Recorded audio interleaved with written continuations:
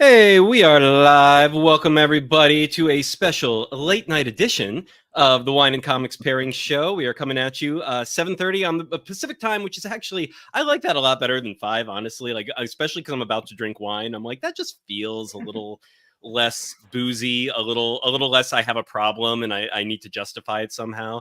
7:30 feels more like I'm in the right speed. Dallas, on the other hand, is all the way on the East Coast and it's 10:30 his time, and he's like, I already started like an hour ago, and I'm ready to I'm ready to quit and drop.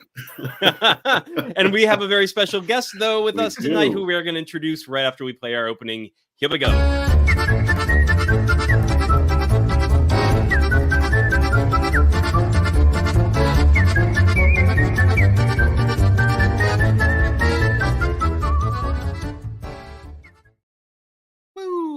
All right, welcome everybody to the Wine and Comics Pairing Show. Lori Cunningham, or L.A. Cunningham. I'm assuming, Lori, that is L.A. Cunningham is like your official pen name for that you're going to put as a writing credit, but you still go by Lori for the most part, correct? 100%. L.A. Cunningham is just, there's a famous soccer football player, Lori Cunningham. So like he, like when you search his name, he is at all of the top. Like you were like, no one cares about me, no one's gonna find me. I cannot compete.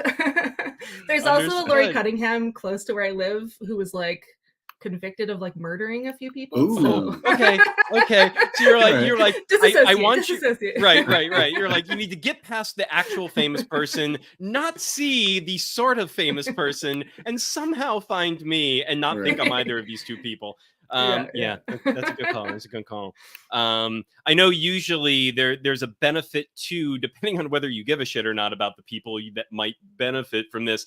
But a lot of authors, especially women authors, use their initials, so it's not an obvious woman writing the thing, and then they're like, great, now more people will buy my thing because all the anti-women people.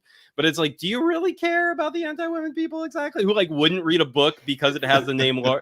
And I suppose Lori is that nice, like, you know, multi-gendered name where it could go either way, as you just mentioned about the soccer player. I technically have the male spelling as well, so I'm exactly. There you go. I just went to LA just to like pretend, just to feel important, basically. Right? There you go. Why not? There you go. Well, we are here today, guys. What we're going to be talking about, we're going to be talking about Lori and her writing career and her association with ASAP Imagination, who is publishing Boom, The Complete Points of Villainy graphic novel, which will be launching on Kickstarter on April 1st. And I'm going to drop the link to go sign up to be notified for this Kickstarter in the comments. So anyone who cares to can go do that. Boom, there it is in the comments for everybody. For everyone watching as well, please sound off in the comments. Let us know you're here. I see the numbers continue to tick up as we continue to run on this live stream. So let us know you're here. But Lori, before we get to the complete points of villainy, I want to know more about you. And please let us know, you know, you are a writer. How did you fall into writing? Why are you still doing it? Like, what keeps you around? And yeah, tell us your story of that. Okay, well, so we'll start with how I got into writing. So I had like a weird kind of, like, I wanted to be a pilot, ended up in accounting, and through that I had a chance to go to Ghana. And while I was there, I basically started a travel blog to kind of just connect with family back home, and like not as an official travel blog or anything like that. Okay. I wish, but but yeah, when I came back, people were like, oh, like I liked your blog, you're a good writer, and I'm like, okay, neat. And like back to accounting I go, and but I wasn't loving it by then, and my partner was basically like, well, you should. It's like, why don't you just try taking some creative writing courses? And that seemed like a good idea. And one of the courses I was in was called Publishing and Promoting Your Work. And one of the assignments was to start an author platform on Twitter. And I was pretty resistant to that. Was not super into social media at the time, but I'm like, okay. So I like went in there and like friended the other people in the class. Like too much. Okay. There's too much social media. I'm fairly still, actually, I got quite addicted to Twitter for a while. I think like it has that like little endorphin. You're like endorphins. Immediate. Right. Yeah. More likes on that post than I've ever had before. Yeah. So you start to like feel important, even though like no one knows who you are. But yeah, basically once I was on there, I started telling, like, once you start telling people that you're a writer, I'm like, damn, I have to write something. So I kind of started writing novels. I wanted to like that best-selling New York Times kind of thing that I Right. was going for. And then it turned out I was like really good at writing about 12,000 words. And then from there, I'm like, oh man, this is like writing a book is hard.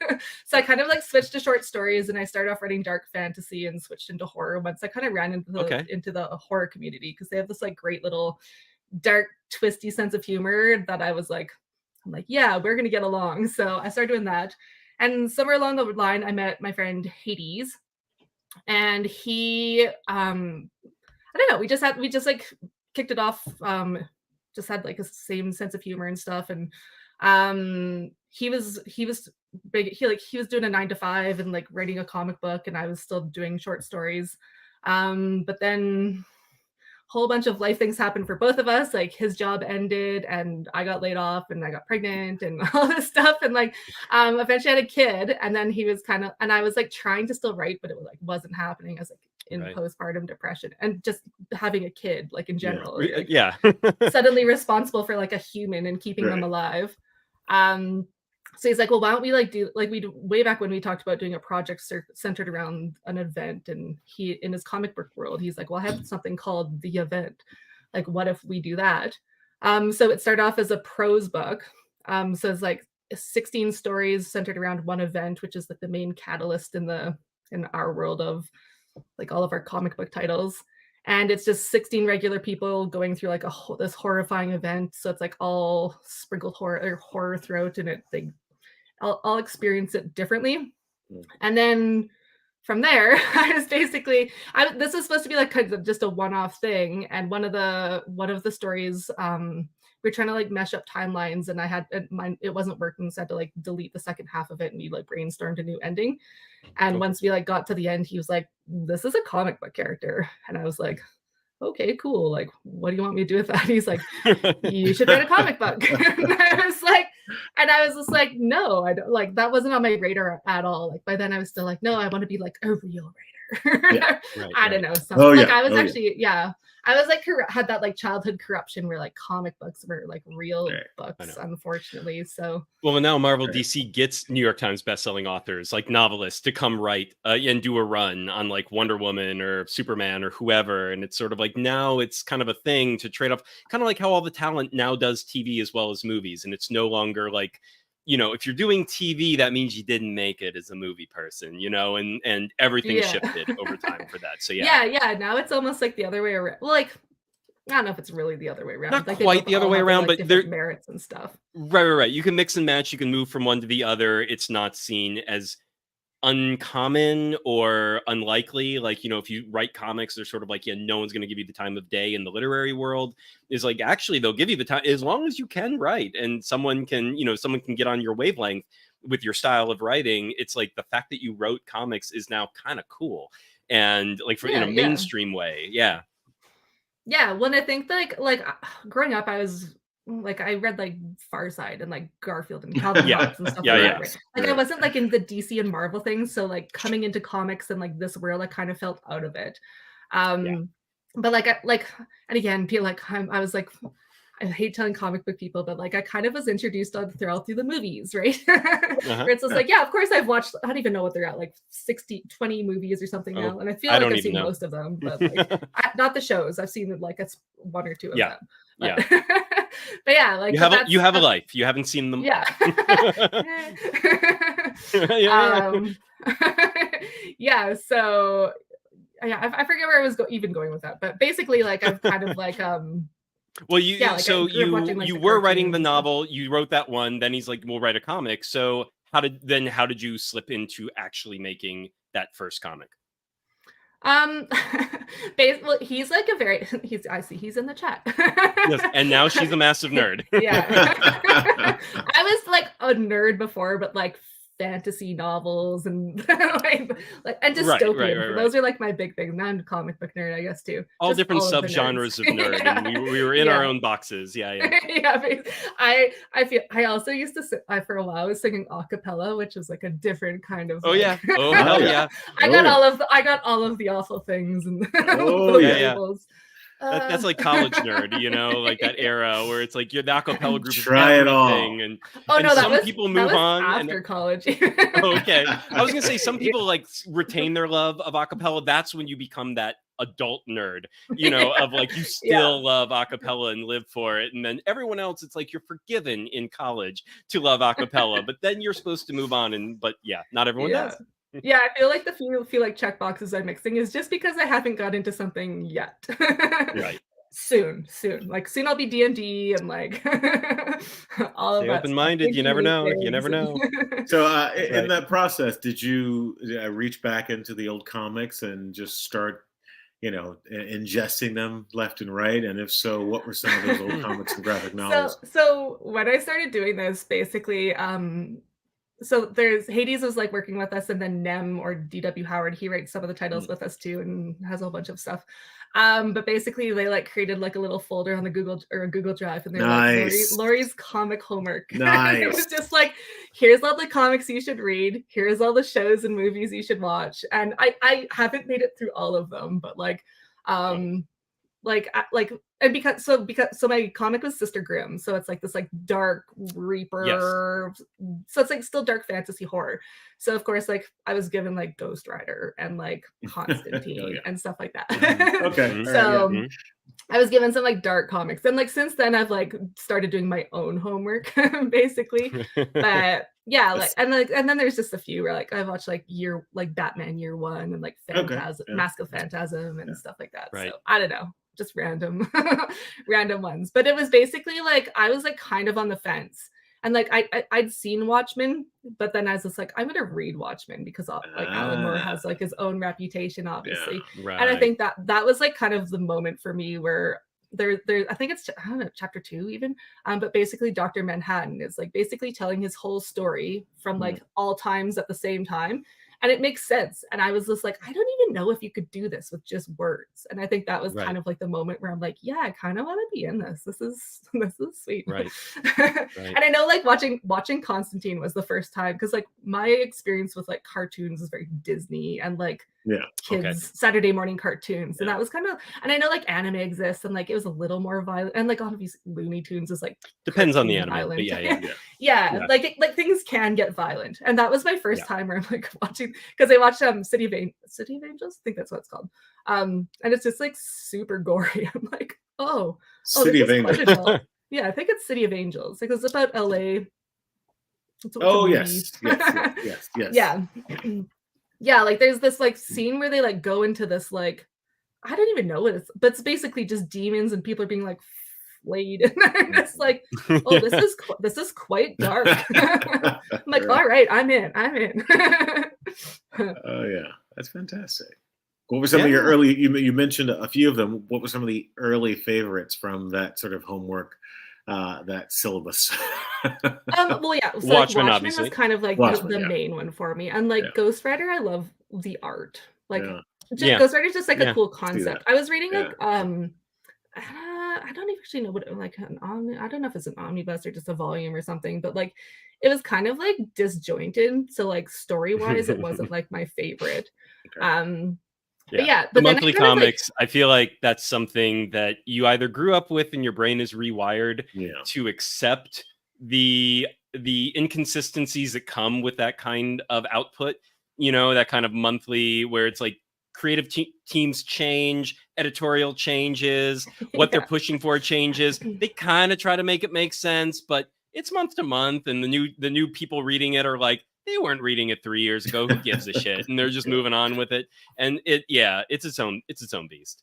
Yeah, well, and I know like I was like tempted to, and I've slowly started reading some more mainstream stuff, but the mainstream stuff always seemed intimidating to me because like, Yeah. because I come from novels where you start at novel 1 and you read like the Right. series, whereas like I'm just like, I'm gonna read Batman, and it's like 80 years of Batman. Yeah.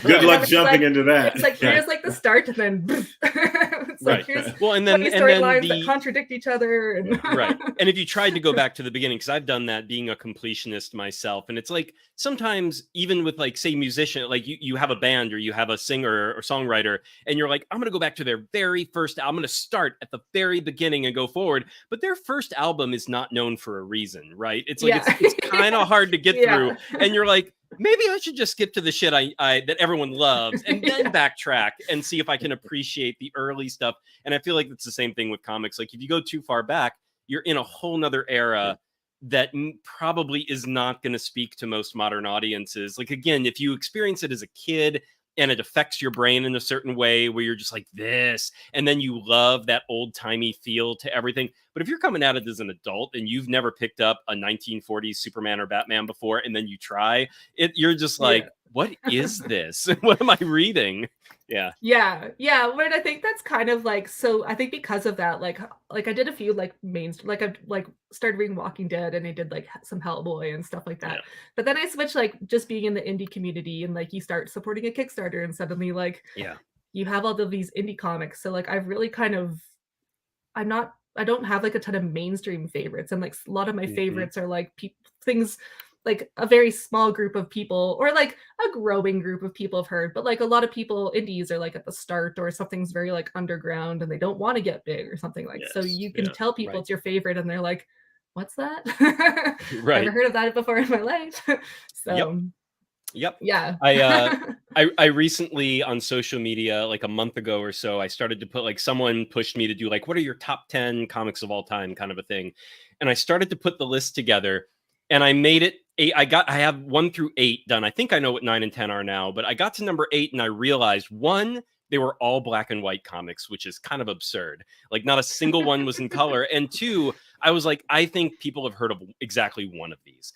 And the other 7, so I posted it, and sure enough, people were just like, what the fuck is this list? And I'm like, this is the problem. But these are my favorites of all time. And me and Dallas both, I grew up reading comics as a kid, so I was that person. I had an aunt who had collected comics before me and passed her collection on to me. And so like, I go all the way back to like the 60s, 70s of material, where when I was really young, I was exposed to all that stuff. So really did all that. But it's probably been, I think I quit Marvel DC cold turkey around like 2008, something like that. And I've never really looked back. Like I'll read a little tiny something, a mini series here or there if it's really interesting. But yeah, the indie comic scene is, like me and Dallas both have essentially moved on to that. Like Image counts, like creator owned and that type of stuff, Dark Horse. But even those guys now are getting a little yeah. getting a little mainstream for my taste, but you know. Yeah. So for Sister Grimm, to Dallas's point, I just wanted to ask this because, writing comics is one of those things where scripting it even, and then working with an artist, like, how was that for you when you were kind of getting your sea legs on the whole process? And was Hades really instrumental to, did you try any? That's actually the perfect question. How was so that was kind of the like part of the thing where, like, because I'd been reading his scripts and giving him some feedback, so I'd seen his script before. And I basically, like, he's like, yeah, you can just use this as a template. And so then I took his script, and I was like, I think I made it like 4 pages before I'm like, I can't do this like this. I'm just like, I'm overthinking the layouts and the pages and like every little thing. I was just like, I'm just gonna puke out the story. So it was very much like, I knew how to like break up kind of like, I knew that like panel. So basically it's like 1, 2, 3, 4. And it was just like a quick little like something, they're talking, and then the dialogue. Like it's basically like not like overly descriptive, and like but it's like this is, so basically it's almost like a outline, but just with dialogue in some kind of way. And obviously the panels where there wasn't dialogue, I had to fill in something. And then originally it was gonna be a graphic novel, so I wrote like a crap ton. And then we decided to switch it into four issues, and I've had to cut a good chunk of it out, which has been pretty hard as well. But for that first issue, I kind of like went through that whole like however many, like 600 panels or whatever I wrote, and like cut it down to a place that makes sense.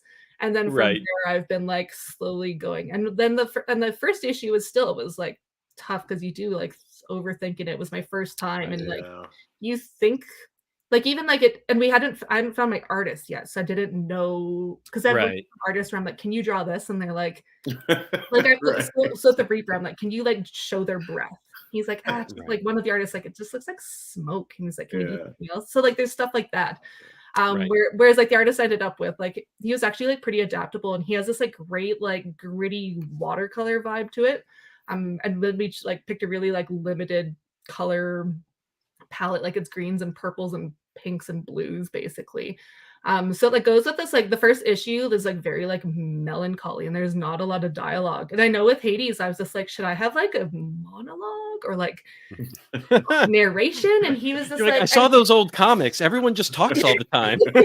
yeah, like should I have? And so like he was just like, nah, just like trust the artist. So like, and I know like it was a lot of trust putting out there, and I know I've like put it out there. And Yeah. people have commented on it, like, but in a positive way, where it's just like you don't like spoon feed what she's going through, like Right. focus on things, and like there is a little bit of dialogue, and you kind of understand, but like a lot of it's just like she's holding something in the next panel, she's looking at it Right. closer with emotion, Right. stuff Right. like that, right? Right. So yeah, it was tricky. And then like the artist I was working with, like he's great, but he was it was his first, like he was working on a comic with his brother, but he hadn't published it yet.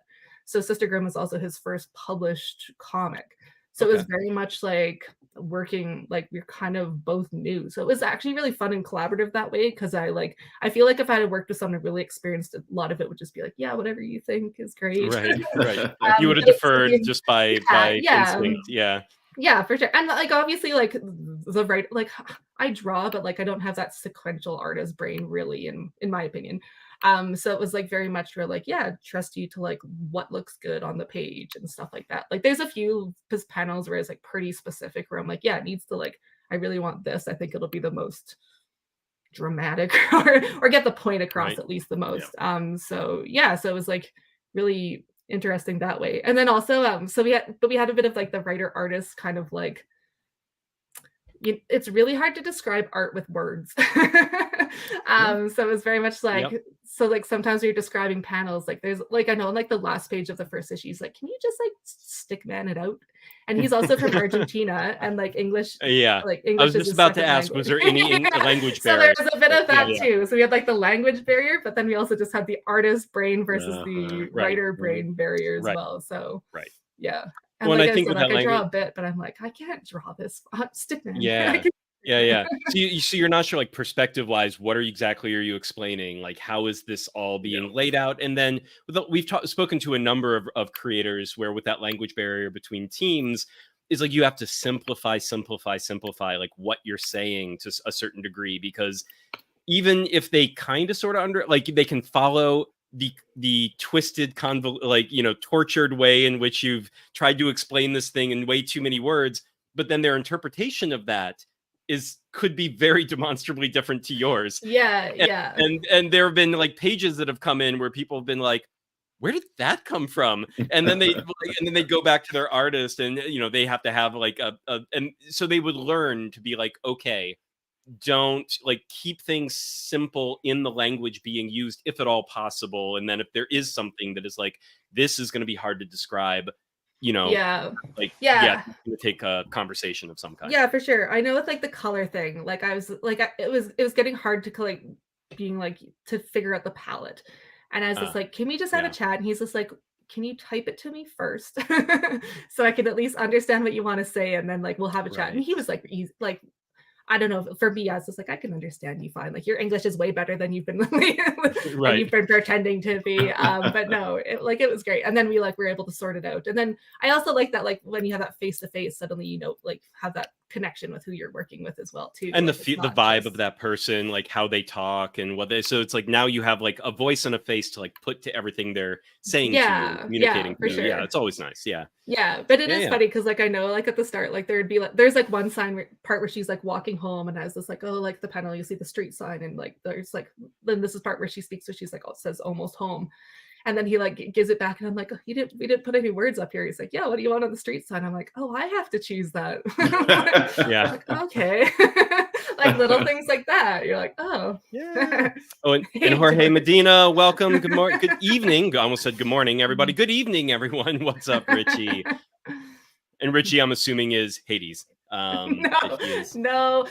So George has a podcast called Catch to Craze that was on earlier tonight, and I like popped in to say hi, and they started making fun of my last name for Happy Days.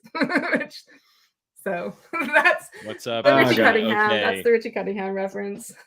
Gotcha. And But Hades is what, P.A. Hayden? Is that his actual, like, is he the one who co-wrote the Points of Villainy novel with you, whose name is there? Yeah, Yes. yeah. So Okay, he's good. Paul Hayden, but like since I've known him, Paul. his name Okay. has switched to Hades. Like I think Perfect. very Good few one. people call him Paul. So yeah, but yeah, like even I think like on like the first point like the anthology we wrote together, it says P.A. Hayden, and then on the Yes. graphic novel it says just says Hades now. He's like Cher, Nice. Cher, Nice. Pele. I don't know whoever else has the mononym. Right, Is that a word? right. Okay, so officially Hades. All right. Yeah. I figured it was a nickname, but I'm like, I don't know if it's a nickname or if that's like something he's going for now. Okay, got it. So Sister Grimm, 2 issues out so far, but it's going to be 4 altogether, Yeah. right? All right. Yeah. And then after Sister Grimm, one thing I wanted to, so you mentioned how you draw a little bit, and I know you have is it drink and draw that you do? Yes. So you do the drink and draw, and I did notice that you had, I don't know if it's available in any way, shape, or form, or how people can get their hands on it. I'm certainly interested, but the potato mini comic, yes? Yes. Yes. I Tell us do about have that. that. That looks fun. So I started drink and draw because like being in comics, I was like, I like used to want to be a cartoonist and then like ended up in accounting. So this was kind of just like writing was and like ASAP and all this stuff is like my main priority. But I'm like, but I want to draw, and I thought it would be cool to eventually draw my own comic. And I figured, so last year I kind of set a goal for myself. I'm like, I'll do like a 3-panel webtoon or something. I was like, oh man, but then I have to figure out how to like digitally draw and get everything on the computer. And then, Right. so that felt daunting. Right, and I actually like came across a YouTube channel where some guy was talking about mini comics. I'd seen them before, but he was basically just talking about how like accessible they are. And like the whole point of the show is to try and like because like I'm a writer, like learning how to draw. So like, and I have guests who like people like are other writers who don't draw really, but I've also had people who are like very experienced, like published with Marvel people on the show who like really good at drawing. So it's like a good mix of stuff. But I want to make like an accessible thing where it's like, yeah, like come like do a mini comic with me. I don't think anyone did it, but it's basically just people just heckle me in the chat while I draw. But but yeah, basically like a lot of my stuff is just jokes that have gone too far. And I saw there's these little like thing called positive potatoes that people crochet, and they're like, I'm a tiny potato and I believe in you. And I was like, oh, these would be so much heard of these. funny. Okay.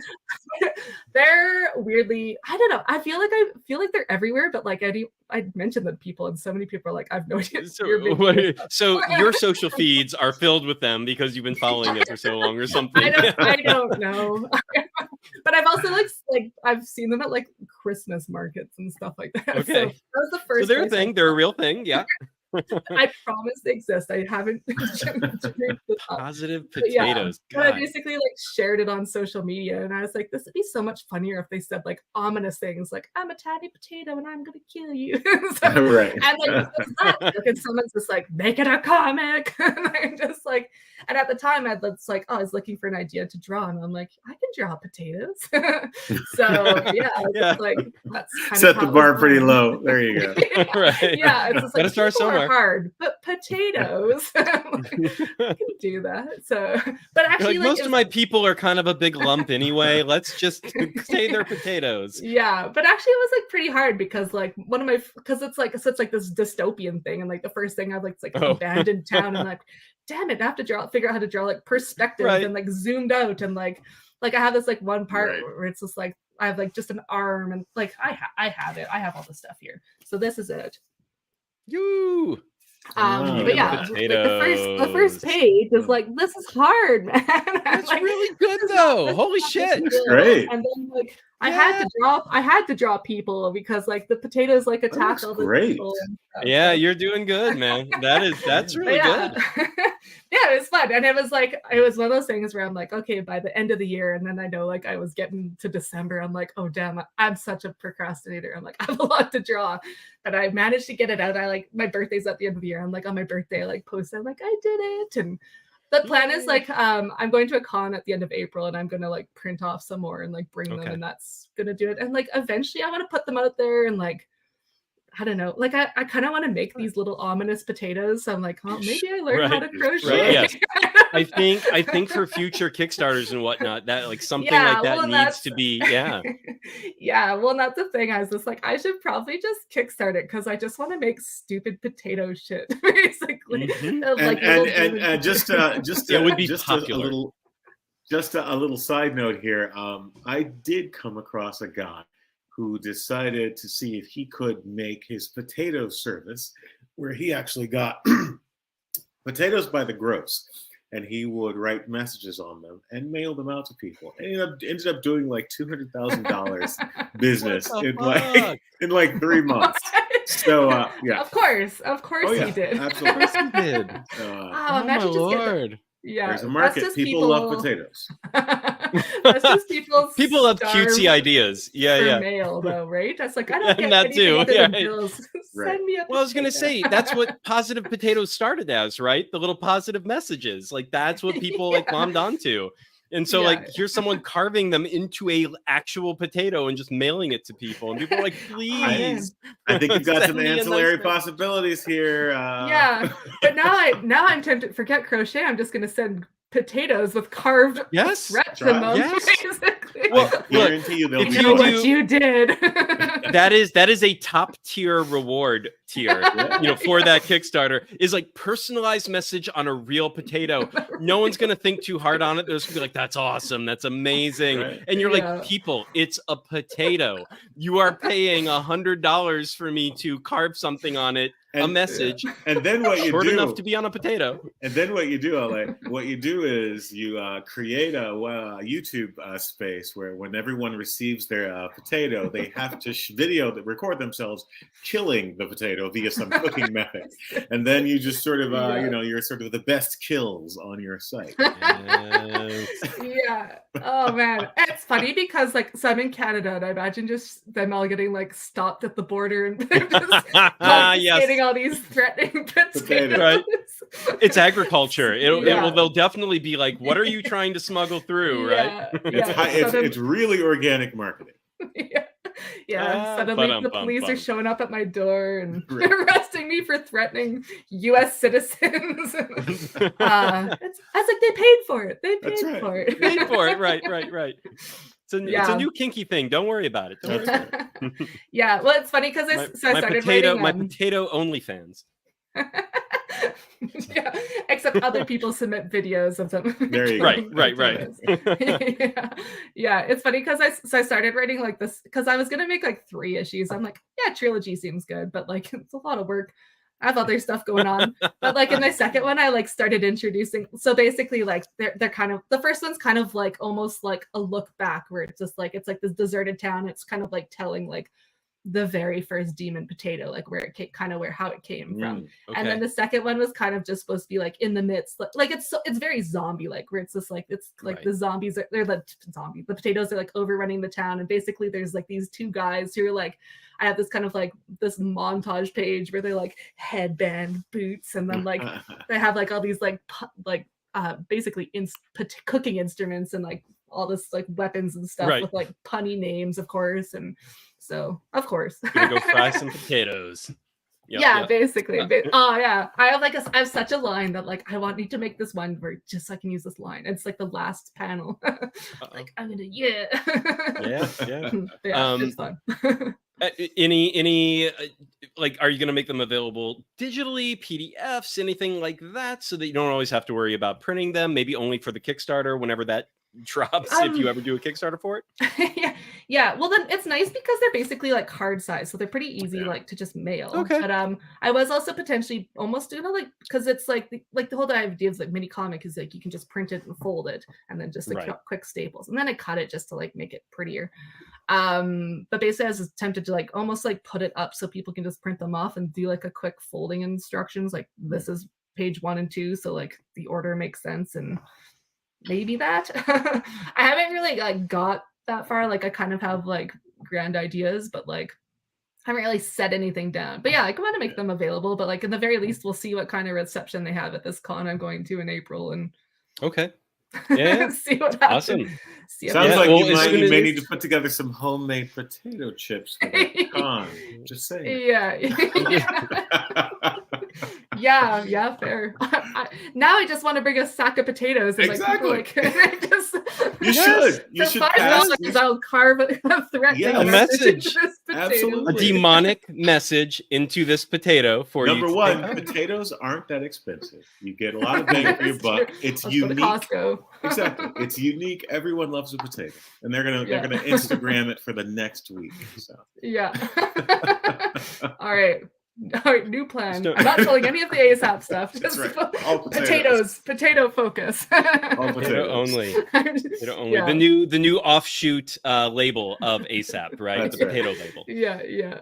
Nothing but. So before we get to points of villainy, I did want to ask about one more thing, which is that this is not a poem. Now, I know the story behind this fun thing. Dallas does not, so I do want you to tell us the basic story behind it. But then there's one advance when you give us the basic story behind what This Is Not a Poem is, and yes, what you did with that. Go for it. Okay. So it started off where it's basically from Instagram. There was like poets basically posting like a sentence that was like just a regular sentence, but like broken up like it's a poem. It's just like it'd be something that's like it was a dark and stormy night. And like basically like that. I'm just like, this isn't poetry. And then I basically I was more on Twitter, and I forget exactly what my sentence was now, but it's just like a poem isn't just a sentence broken up into multiple lines. I think that's what it was, and it was broken up into multiple lines. And then someone was just like, it's like, you should publish this and make it a book. It's like, I would buy it. And I was just like, and this is another like the joke gone too far. I was just like, that would be pretty funny. And it was literally like and it was like one thing, and I basically like Took your Twitter line and just I took my Twitter line and I like put it on a page, and I like fancied the title, and then I just like I made a cover page, and then like had the dedicated page, and then like it's not many pages. But basically like, and I wasn't like, I didn't like lie to anyone. Like I basically like put it up on Amazon, because you can just publish anything to an extent. And then people were like super on board with it. And like people bought it, and like the minimum price I could do it was 99 cents. So like it shouldn't cost anything really. But I told people it's like, this is not a book. It's one page pretending to be a book. And so many people bought it, and I was getting like all kinds of like I got like 15 reviews or something, and I was like screenshotting. Oh, wow. I was like, what are people doing? Like, why are people buying this? It's like, but it was awesome. Like people like a good joke too far though, you know. Yeah. I feel like we are living in an era where that is one of the things we live for, is a good joke gone too far. Yeah, and it was like it felt like a little like stick it to Amazon kind of thing too, because like, which I think people also, and like I appreciated, because it's like, yeah, you can publish anything. Right. And then it was like the #1 new release, and like it's like a bestseller in like under 15-minute short parodies, like something like some super obscure like category and stuff. But basically like we got to a point, like I was sharing this, I'm like, it's like, you guys are crazy, why are you guys, but I kept sharing the screenshots, and then someone's like, you should turn this into an audiobook. And then a narrator saw this, and he's just like, can I do it? And I was just like, okay. And that was basically, from there, that was kind of like the beginning of the end, because like he did it, and he did it like so professionally. Like we went through like ACX, which is like the Audible software, like behind the scenes stuff.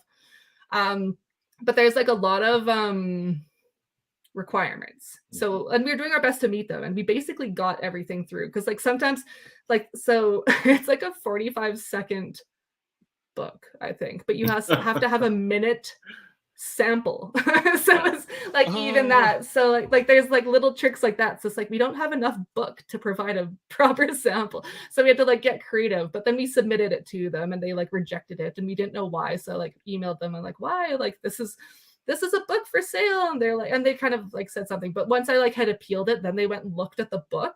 Okay. And they're like, you can't do this, and it got blocked and removed. And I lost all my I lost all my reviews, and I think I lost my royalties. I forget, because again, they're like this. Oh, they hadn't given it to you yet. I actually don't funny. like. It was I don't know. I think I would. This is those my assholes. I bet. I things. wonder if they actually refunded anyone either. Right. Little Yeah, I bastards. doubt it. But actually, I'd Yeah. have to go back and check now, because now I'm like, did I get money? Like, I should okay. probably do my taxes. I know it sounded like you were I counting on haven't that done money. taxes Or for last year yet. But basically, yeah, still getting receipts and royalty reports. But yeah, basically, yeah. So from there, like I was like, no, this sucks. And so like the narrator, and I felt bad because he put so much work into this. So we kept doing that. It's just like, well, we'll get this. And we found it, we could get it on Findaway Voices, which was like just another place. So technically you can download it on like Barnes and Noble and like Apple, like a 45-second book for like those long drives. But like, yeah, but I felt like I like hated that this book got removed. So basically like I wrote a second book that was basically just like I didn't know about until, basically it was explaining what happened, like basically the story I just told you guys, and then I screenshotted like the reviews and like the like you are a content machine and natural but then I like hid the first book in that book, so like the whole first like, and it's not massive, like it's like an extra 4 pages. I think the second book is like 18 pages, and I dedicated it to like the fellow mischief makers out there. Like it was kind of just like an ode. So they let that one stay at this point. Or it was like unique. You haven't gotten in trouble, and you haven't you haven't killed anything. We didn't try to narrate that one. I'm sure if we tried to put that on, but that one's harder because it's like describing screenshots and stuff like that. So you start reading all the reviews, right, that are on the screenshot and whatnot. So people were like pretty good for that. Like it didn't get like quite the attention of the first one because it was kind of like, no, it got taken down, but people still bought the second one and left reviews. So it's still up there. That's awesome. Cool. Okay, I gotta look up that one too. And then one more. I said this was the last one before we got to Points of Villainy, but actually Babies with Rabies is one more that we have not covered yet. And was this, I'm assuming Babies with Rabies was like, now you're a mother and you had shit to say about having babies. Was this you take like letting those demons out a little bit with your Babies with Rabies? Or where did this comic come from? So again, joke gone too far. I was living with my parents because like we were trying to sell our house and my partner was trying to renovate it. It was just too chaotic with my daughter. So it's like around the time she was teething, we just joke. I don't remember how it started. We were just kind of joking about rabid babies, and then we were rhyming them and like making little, because like obviously like when you have like a kid, you read like billions of like rhyming books. And my mom always does this thing where she's like, anything that's like a little bit funny, she's like, that would make a good book. and like I think that like sometimes she's right. And this is one of those occasions. Like sometimes she says things I'm like, someone else can write that. It might be a good book, but I'm not interested. But yeah, we were just kind of like, it's just like, yeah, R is for rabies. And then of course you like start writing, like you start thinking of a few other letters, and it doesn't take long to get to 26 letters. And like, you like have 5 and you're like, well, we need like 21 more of these. Like I'm starting to write a book, and then suddenly I had a script. And it was one of those things like I wasn't 100%, like I'd written it, I wasn't 100% sure what to do with it. But like, once I started getting in ASAP and we were like publishing stuff, I'm like, well, I should do something with this because I believed in it. And like books like Go the F to Sleep and K is for Knife Ball and all that stuff existed. So I'm like, well, let's try sending it to some publishers. And it's this weird like little, so like people want parenting books and people want picture books and people want like zombie books, but people don't really want them all together. So it was kind of one of those tricky things where like a lot of people are like agents are like, yeah, that looks fun, but I don't know what to do with this. Good luck. So basically I like took it back and I'm like, okay, well, I can figure this out. And so I like looked for an artist and went into just like a children's book, children's illustrator group on Facebook, and just was like, hey, I'm looking for this, and explained what it is. And so many people like hundreds of replies. And I think most people didn't actually know what the book was, because like cutesy here's like my little drawing of a kitten and stuff like that. So it was basically like, so it's basically like a whole bunch of people I like kind of nixed right away. And then I looked at everyone's portfolios, like even like I was trying to find someone, right? And one guy actually was just like, hey, your art's like beautiful. Like it was like this like beautiful like watercolor, and it was like animals and stuff. I was like, if I ever like want to write a children's book, like I'd love to use you, but this probably isn't the project for you. And he was kind of like, well, what are you looking for? He's like, I can adapt my style. He's like, I do other things. So I kind of explained, gave like a style, and I mentioned like Baby Herman from Roger Rabbit, and then Scotty Young. was kind of like the Okay. style Yep. like Yep. that I see so I that. kind of like mashed those two together, and then like zombie-ish and stuff. And like when you're like picking kind of the like vibe, I was just like I forgot that Plants vs Zombies. Like we looked at like a lot of like the color for that, and like because it's like fun, but it's like dystopian. Um, Right.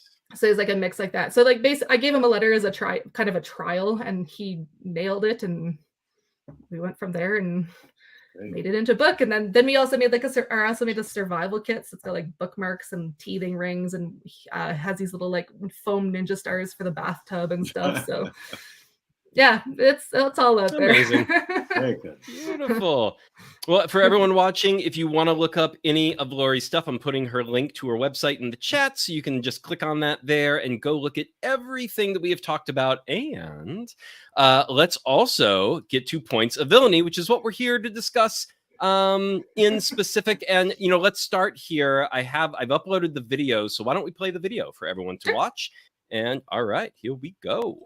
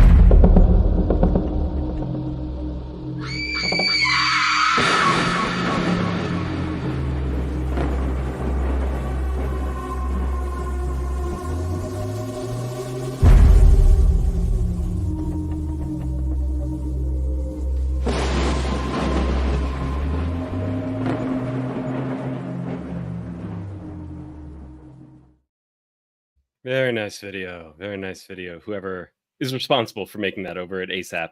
Yeah, that's them. That's them. Their video guy. And I will say, there's this sound, the very beginning, like in the first like 10, 20 seconds, where there's like this kind of a thing that's going on. And I love that. I just watched a movie yesterday that is like this Chinese ghost story, kind of like an old 90s film from Hong Kong that's like all like demons from hell coming up out of the earth and whatnot. And then these characters, our protagonists, have to go and talk to like the king of hell. And when they talk to him, that is exactly when he talks back. He's like, like a demonic Charlie Brown parent kind of a thing, where it's just sort of like this horrific thing. And I'm like, oh yeah. Now that sound effect is, I don't know what that sound effect is, but I'm like, that's perfect. You're great minds. I think Nim said it was something. I don't know if it's that one. I was trying to think of what the other sound effects are, but basically he's like, one of them is a cat meow that he like distorted, and then like you like can add like vibration to it. I'm like, don't tell me. No, it's a demon. That's right. Right. Yeah. It's like, I mean, depending on who you ask, a lot of people think cats are demons. Let's be honest here. So points of villainy. And so this started off as the two novels, right? The two prose novels, which is Points of Villainy and Points of Virtue. Villainy, obviously, the stories that are all the very dark and people using. So there is an event called The Event that happens, and all of a sudden people start exhibiting, or certain people start exhibiting, and I'm assuming, because I haven't read any in full, I have not read any of these stories yet, so I'm Yeah. assuming that the event is like people start exhibiting either deformations, abilities, powers, things of that nature, and then of course a lot of them use it for terrible ends or go insane or something of that nature. I'm sure there's a range there, and then some people use it to counteract that in the points of virtue. So from Points of Villainy, the novel was 18 stories, and this graphic novel, how many stories in total are in the graphic novel? So this one is 6. So Points of Villainy and Points of Virtue, it's actually one novel. But Okay. it's a flip book. So it's like you like Ah, read the Villainy first and then you turn it over. So like half of the book is upside down and Ah, then you very read cool. Virtue. okay. Okay. I don't have it because I ran out of stock and have a con and more stock coming, but somebody's like, just imagine. But yeah, so Villainy, so there was 8 stories in Villainy, and we decided to take 6 of them out. So there's 2 stories in Okay. each issue. And now for the graphic novel, we're taking the 3 issues and combining them into the complete Points of Villainy and Gotcha. adding like the bonus material and all that stuff. Right. So just making it kind of more like that like book for the Yeah. people who Okay. want a book. Gotcha. Fantastic. Yeah. And what was the how did you choose the 6 out of the 8? Was it like the ones that would make the best visual comic book graphic novel, version of that story, or were there specific stories where you were like, I think these 6 get most of the point, like the other 2 are more ancillary or unnecessary, or like, yeah, what was that decision process like? So there was like 3 specifically that needed to be in there because they're relevant to like Okay. our other titles. Gotcha. But like basically like the whole book is just ordinary people going through like a terrifying event and it's from their perspective. So each one's very unique. So basically like when people experience it, like when the actual like surge happens, there's like monsters. But like leading up to the event, like the whole like the Points of Villainy is essentially a countdown to the event. Like it starts like 2 weeks before, and like people start Oh, okay. experiencing things. Like it starts trickling into the world, and then there's a Okay. surge, and then Points of Virtue is kind of like from there. Like they're like happy. Points of Villainy has very Post like event, so tragic pre-event endings. to event, then event to post event kind of a Yeah, thing. whereas like the Points of Virtue has like a little bit of because you still want the lead up, but we're like, what happened? Like, what were these people just doing before the event? But then it's kind of like they were saved. Like the event ends and like it doesn't go. There's not just monsters like forever, but then there's like all this like aftermath and fallout. So like the Points of Villainy and Points of Virtue is very much the event and like rate like that like 48 hours kind of around it of people who don't make it and people who do. Right. Yeah. Awesome. And what was the origin of the Points of Villainy and Virtue and the Yeah. event? Was this something that because you were writing short stories, it sort of naturally sort of came together and then you found kind of a core to it and went forward from there? Or yeah, how did, or were you and did you and Hades kind of come up with this first and then, you started writing the short stories that would eventually be, So Hades had the event and like he had okay. like the idea of like kind of like work like doing something centered around the event, but we were going to do it for something completely like when we were going to do something together, it wasn't going to be related to like the comic book world at all. So we actually like, but Okay. then he's just like, again, he's like, well, I have an event, we might as well use the event. So it just kind of like made sense that way. And I think that like when we first wrote it, like he was working on a comic book and basically the company released or launched, I guess, with the Messiah #1, featuring like Daniel and Foe and like all these characters. Like it's called the Messiah Project, or it's about the Messiah Project. And then there was this book, and it was basically like he had found a guy working at a comic shop who was an illustrator, and like that's how he found his illustrator. And we were so new, and like I wasn't a comic book writer at the time, so it was kind of, it just made sense to write a prose books and he was actually like he's written like a book like as well, like that is not illustrated. So we kind of both started there, and we wanted something that is kind of like let in comic fans and novel fans, I guess, basically that would bridge that world. But at the same time, we also created something that people almost didn't know what to do with. Because like if you're a comic fan and you don't want to read words like you're not going to read that book.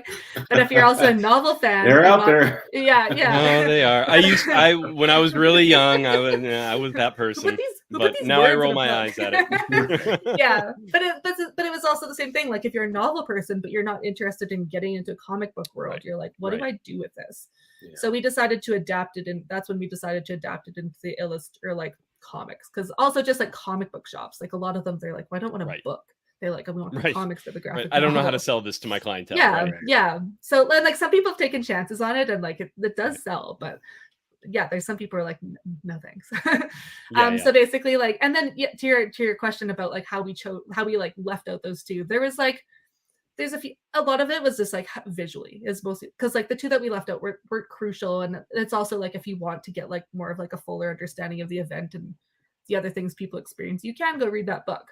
And you could read 4 more stories. And there's like some cool ones in there, like they all kind of like touch on different fears. Like there's one that's a time loop one, and that was one of the ones where I'm like, how do you draw a time loop one that's not just like the same images over and over? Right. Like obviously Right. movies do it and stuff. Like I've seen Right. in movies. I haven't seen in books. I'm assuming it exists in books too, or comics.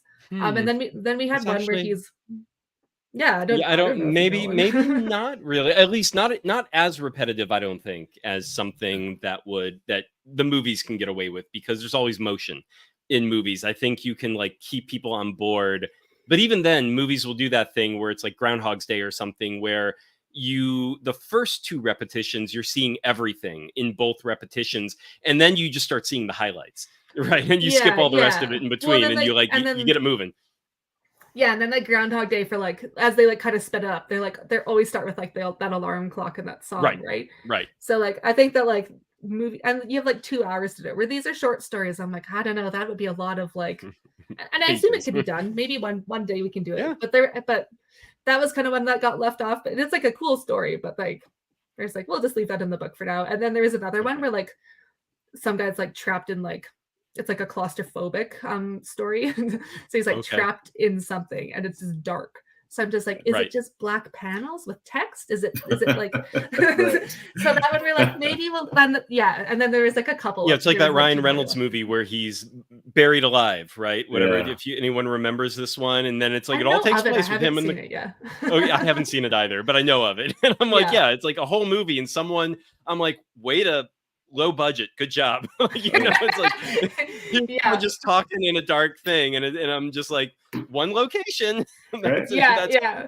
And that was one of the ones where I'm like, if we ever decide to do that one, I'll do it. I can draw black panel. Yes.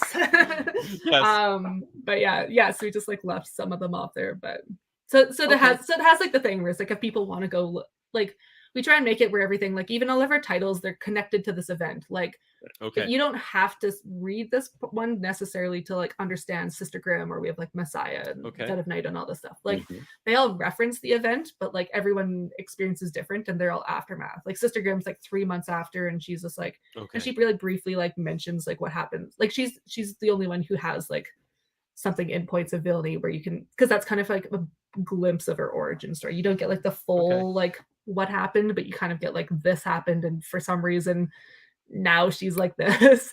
So so it's like so but like of course you can like read it chronologically if you want, but and it does make sense to do that. But it also that's likely the way I would read it. Like again, the completionist thing. Like we have it I think I have it here. I believe we have it. We've been putting it at the start of like all of ours, where it's like we have like the perfect timeline. So like if you want to read, so cool. Like these ones basically like start with the event and holes. We have like ASAP Solo. Cool, it's like it's like a one shot. So it's kind of like it's just one issue, and then like from there, like Sister Grimm happens 3 months after, and the other one's like a year and all the stuff. So and at least for now, ASAP Imagination is meant to be everything that has to do with the event and surround. Like that is everything that's going to be published by ASAP is going to be that's the current conception.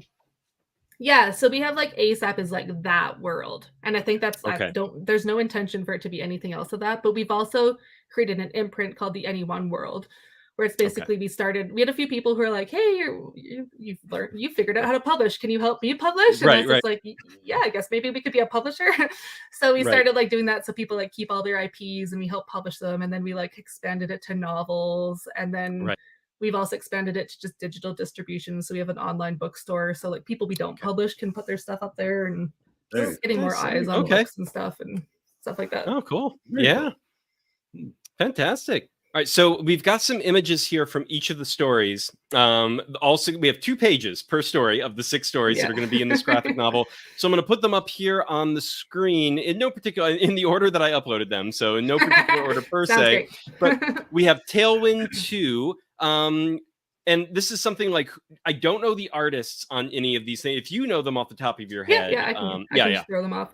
So the stories, like Hades and I never have claimed our stories. Like obviously the ones featuring Sister Grimm I wrote because I've told people that I wrote them.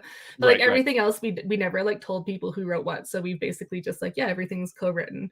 But this one was illustrated by Matteo Maciorowski, and he was actually one of our first artists, and he's the one who they're like, we have a lot of Argentinian artists, and he was basically the one who's just like, we're like, hey, do you know anyone else who like might be interested in like illustrating some comics? He's like, I know all these people. So a lot of Argentinian, all of his friends.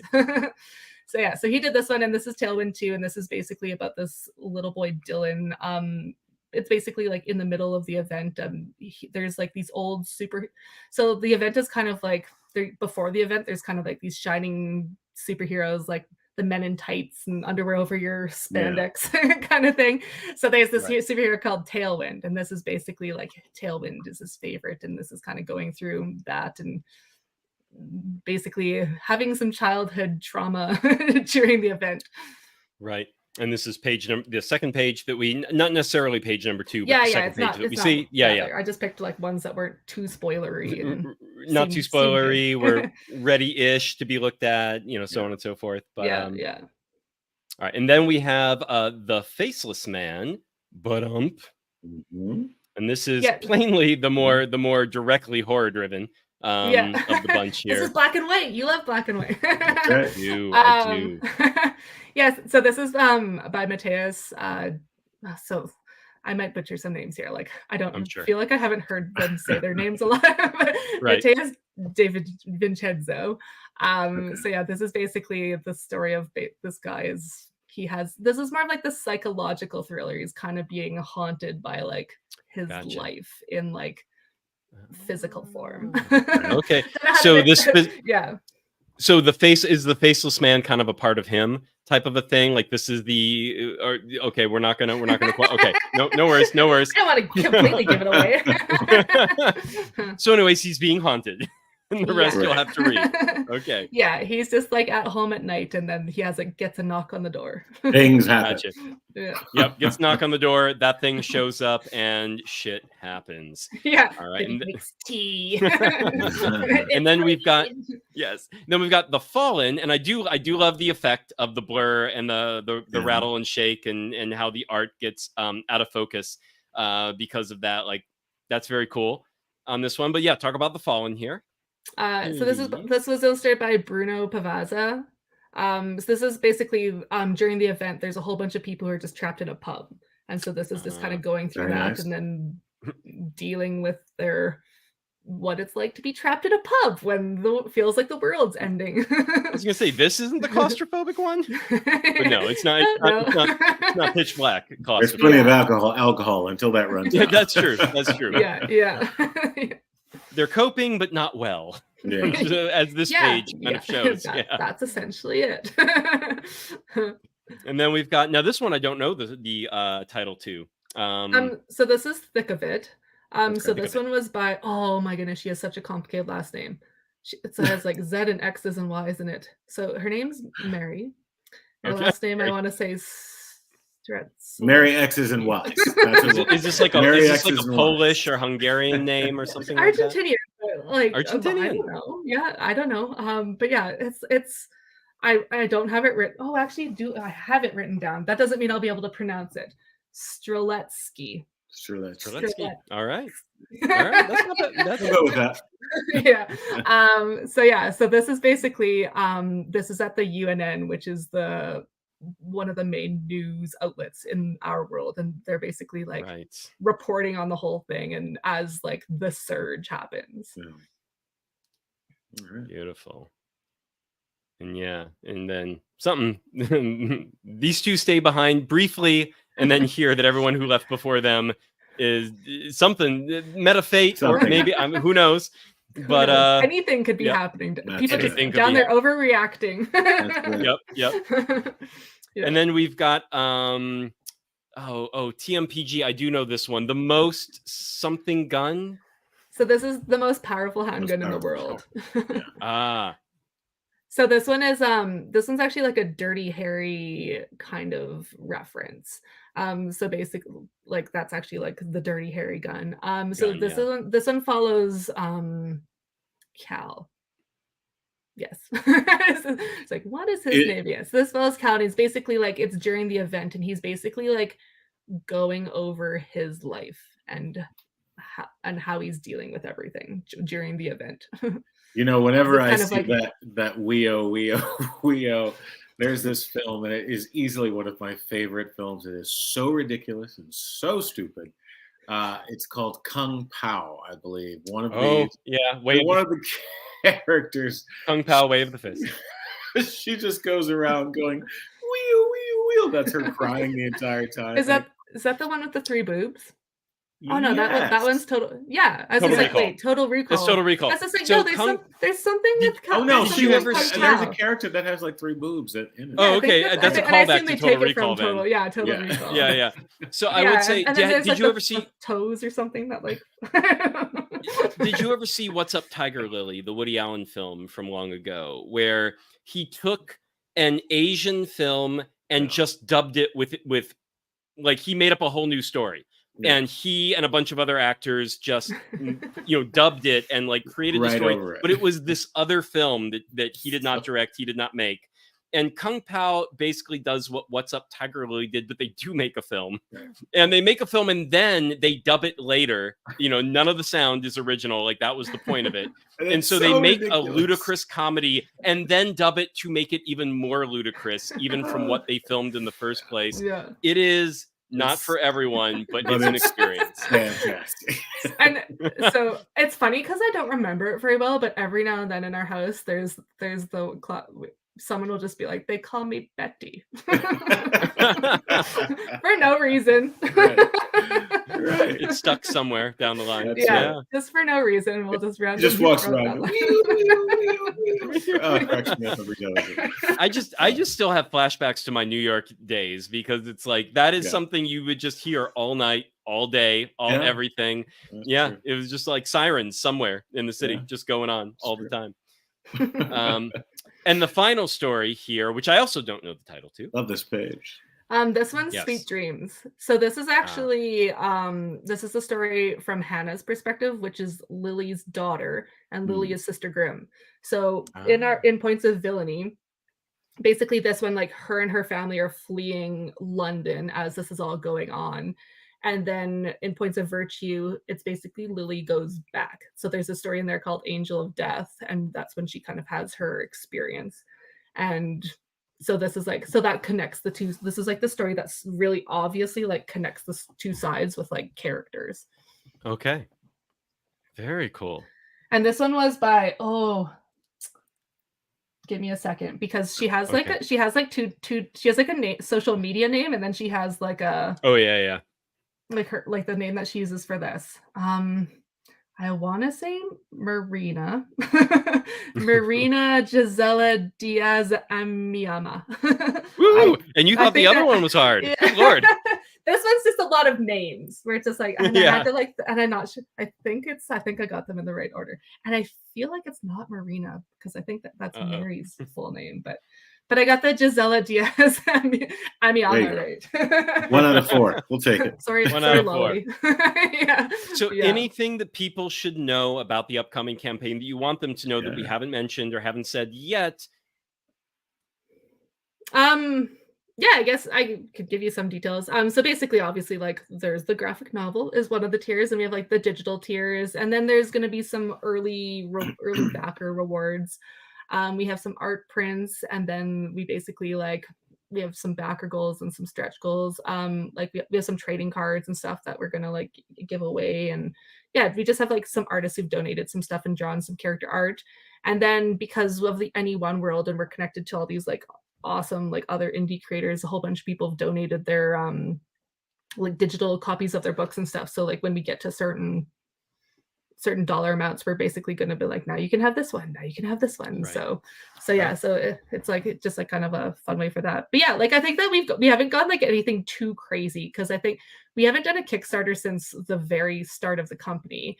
And I think that it's like these ones aren't so character focused. Like obviously like there's Lily, like Sister Grimm like has an appearance in this, so like so we don't have like this we're is not an doing a lot of anthology. I mean, it's a there's a narrative through line in a way, like a core concept for the whole anthology. They're not disparate stories, but it's still anthological in that way. Yeah, for sure. So it's very much like, so we're not like having like a whole bunch of like character swag, and we really want people to like be interested in the comic and stuff. I think maybe some of the future titles and stuff will be like, oh, you can get Funko, I don't know, right? But like for this one, it's just like, yeah, we like yeah, but that's not this world. This one, it can always be this world. I mean, I don't know, an event that creates horror and demonic potatoes.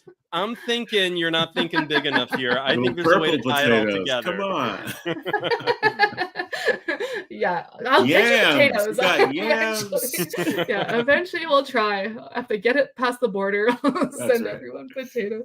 But yeah, so this, it's very, to me, like ours, we have like very like book focused and stuff with like, but we do want to like get some swag and like some cool rewards and stuff that like people who do want the extras obviously can get a little extra. So, but yeah, we're not going like too crazy. Like we're not giving away pillows and mugs and you know, inflatable. I mean, give it time. If you wind up using Kickstarter more and more and more, like that all winds up because then you wind up with all this merch and all this extra stuff because you keep making stuff. But yeah, that first one, some of the people who like drop on Kickstarter out of nowhere and they're sort of like, I've created 4 kinds of plushies and like this many like action figure, and I'm like, how, where? Like, Jesus Christ, this is a lot.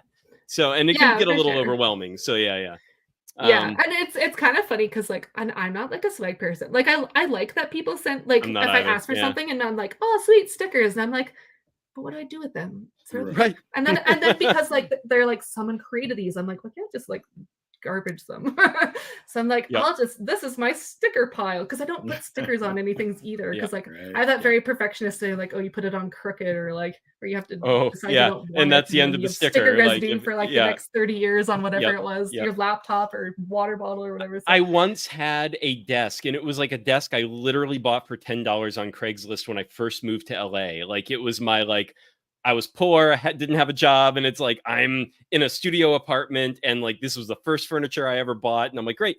And when I started getting into Kickstarter like 10, 11 years ago, and like as a backer, all the stickers would come in that desk.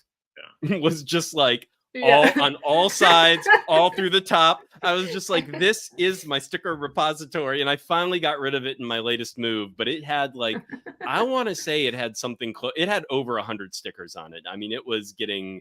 I'm gonna guess it was probably closer to 150. It was like covered in stickers, and I loved it. But yeah, there's nothing really you can do with it. Yeah, but and I get like if you're a fan and stuff, and some stickers are cool and like it's fun to put out there. Like I know back when like Bigfoot knows karate, and it's just like Bigfoot stickers. I'm like, these are awesome. And sometimes just owning them, anywhere, but I just like keep them. I now instead of like a sticker desk, I just have like a drawer with like stickers, unstuck stickers. I have a Ziploc with like all the stickers in them now, and I'm like, one day I'll figure this out, but for now I'm just keeping everything. There's some artists on. Yes, I have some artists on Patreon that it's like does the same thing. They're like, well, if you become a patron, I send you stickers every month, and I'm like, please don't. But I'm like, but okay, if you want to. I'm like, and they are like really, they're custom made stickers only for the patrons. So I'm like, I'm not gonna say no. If you're gonna send them, I'm gonna keep, and I'll put them in this little Ziploc baggie, and I'll figure it out. Some people have like coffee mugs or like thermal mugs that like get all the stickers all around all sides, and people come up with things to do it. But once that desk went away, I'm like, Yeah, I'm not. I don't want to do that again. That was a cheap ass desk. Everything else I own now, I'm like, I wanna be an adult now. Let's find another Yeah. way. So Yeah, find some other place to stick. Like now you'd stick them on like your washing machine because you're an adult. Well, unfortunately, yeah, the building I'm in now, it's Yeah. a communal washing machine. They would not Oh, appreciate that, I don't think. that actually might still be the perfect. But you just I free know. advertising. All Like these everyone little would be like, "Who's features. doing this? This is fun." Now, the people who own the washing machine, who like come and collect the quarters, like later, those people might not appreciate it, but the residents might actually quite enjoy it. Yeah, yeah. I think that's Okay, like sweet advertising. And then eventually one day you just exactly. auction off Right. that washing machine. As in a Custom, Kickstarter reward. custom designed washing machine. Yeah. So, all right. So I know Dallas, we didn't want to go too far over an hour for you, man. So let's get to the wine pairings. Let's do it. I'm going to start. It's my turn to start if you're okay with that. But I won't take long. I promise. I will not be long-winded this time, which I always am. But I will be a short-winded version of my long-winded Sure. Promises. Points of villainy, and we're going off of, I will say, this is going to be one of our more theoretical pairings for everyone, because of course we haven't read the stories or the graphic novel. We've only gotten the sneak peeks of the art. We know the concept. We know that the points of villainy, this is going to be the darker, more somber, more horrific, all those fun words, to get us in the right mood. Like, this is going to be those stories. And when we get to the points of virtue graphic novel, which I'm assuming that comic and those stories and that graphic novel is coming. I know some of the comics have been done already for points of virtue. So that'll be coming down the line. But for points of villainy, I was thinking, because of the tone and the aesthetic and the kinds of stories we're probably going to get, you're going to want something that's got a little heft to it. It's going to have some body. It's going to be, so, I was going for a red. I'm like, this is nothing that's going to be a white or rosé. It's not a dessert wine. This ain't fun times. I mean, it's fun times in a certain way for some people. And if you're in the mood for this type of story, which I often am, I'm a horror movie fan. I'm a dark thriller fan. Like, yes, I'm often in the mood, but I'm not in the mood to be like, rosé all day, points of villainy, here we go. It's like that. It's just never do that voice again. So this is not going to be, it's not going to be that. It's not going to be your summer porch sipper. It's not going to be your soccer mom wine. This is going to have to be something where it's going to be, more of your steak wine, for lack of a better way of saying, if we're going to do a food thing or something, and something dark, something robust, it's definitely going to be a red. And then I wanted something that definitely had rough edges to it, something a little bit harsh, something that's going to slap your mouth around a little bit while you're also enjoying yourself, because this is, I'm going to assume, a very enjoyable read, yet it's going to be something hefty. So I had to go for your classic Bordeaux blend with this, and the one I have here for everyone so they can see, this is a Chateau de Pressac. And the fun thing about the word Pressac, so your Bordeaux blend is basically going to be usually Cabernet Sauvignon, Merlot, and Cabernet Franc. Those are kind of the three primary ones. This one additionally has Petit Verdot and Malbec, which in the Pressac region, they call Pressac. And so that is the name of the Malbec grape there. Apparently, they were the first. And so they're very stuffy and snooty about this, where it was only later, if I remember, I actually have a little, do I still have that tab open? I do. So it was, at one point in time, it's Noir de Pressac is what they call the Malbec grape in the Pressac region. But then some Sieur Malbec with a K later developed the variety in the Médoc, where it gradually became referred to as Malbec with a C. I don't fucking know. I mean, wine has to be complicated, doesn't it? But now the world calls it Malbec for the most part. Almost no one calls it Pressac, except in the Pressac region, where they're still like, fuck you, it's our grape. It's still called Pressac. So that is the Chateau de Pressac, where it is, I believe it's Cab Sauv, Malbec, a touch of Cab Franc, but mostly Malbec after that, and then a little bit of Petit Verdot. It is 2019. You're getting a lot. It's very dark fruit driven. You're getting a lot of like dark plum, black cherry, a touch of blackberry. And then, oh my God, it tastes wonderful, but it is coarse. The tannins are high. Bordeaux blends, for the most part, you're looking at, even if you've got like I've done some with like 5, 6, 7 years of age on it. They are still fucking rough. Like it is still slapping you around. It takes 10 years or more before it's really going to start mellowing, but they're very enjoyable flavor wise. So if you can put up with the drying, with the tannins that just like cement your mouth shut with, and they're coarse tannins, they are not particularly fine. It feels like you're swallowing a little bit of sandpaper with it. Yeah. None of this sounds great, but it's like, it really is. If you're a wine lover, and honestly, if you're eating this, you're drinking this with food, like that's going to help it. Like if you're doing some steak, if you're doing burgers, something like that, this is going to go down amazing with that. And I think for these stories, from what I could tell from them, you're going to want all that dark berry, the tobacco, the earth, and then you're going to want that slapping around. I think if a Bordeaux blend is going to be way too rough for you, go to the Rhone, do a Côte de Rhone, which is always going to be a gentler version of what you get in the Bordeaux at a younger age. Like it's much more approachable there. You're also going to get more red fruit, less of the black and dark brambly fruit, which I think is better for this comic. So I'm still going to go that the Bordeaux is the best. And then if you really can't take a Bordeaux blend in its youth, and most of us can't afford them when they're old, then go for that Côte de Rhone, because that's going to be your better bet. There are, if anyone lives near Trader Joe's, they do have 2 Saint Emilion Bordeaux blends right now. Like one's $10, one's like $18.99, $19.99, something like that. That more expensive one is really fucking good. The $10 one is quite good. And either of them are very worth your time and would pair amazing with this. This one, the Chateau de Pessac, this is like a $45 bottle of wine. So it's not break the bank, but it's also not budget. So I recommend this one, but go to those Trader Joe's St. Emilions. If you're near a Costco, they have some budget St. Emilions and things like that are also going to do it for you. So that's my pairing for this. Dallas, take it away. Yeah, I like it. I see that. Yeah, I went in a different direction. With this sort of body of work, it definitely you get some darkness, you get the different perspectives. It's a little quirky, which I always appreciate. And because of that darkness, I decided I wanted to pair this with a wine that sort of was, while brighter, also had some high acidity. I equate darkness in literature to acidity. And I decided to go with a white, of course, because of that.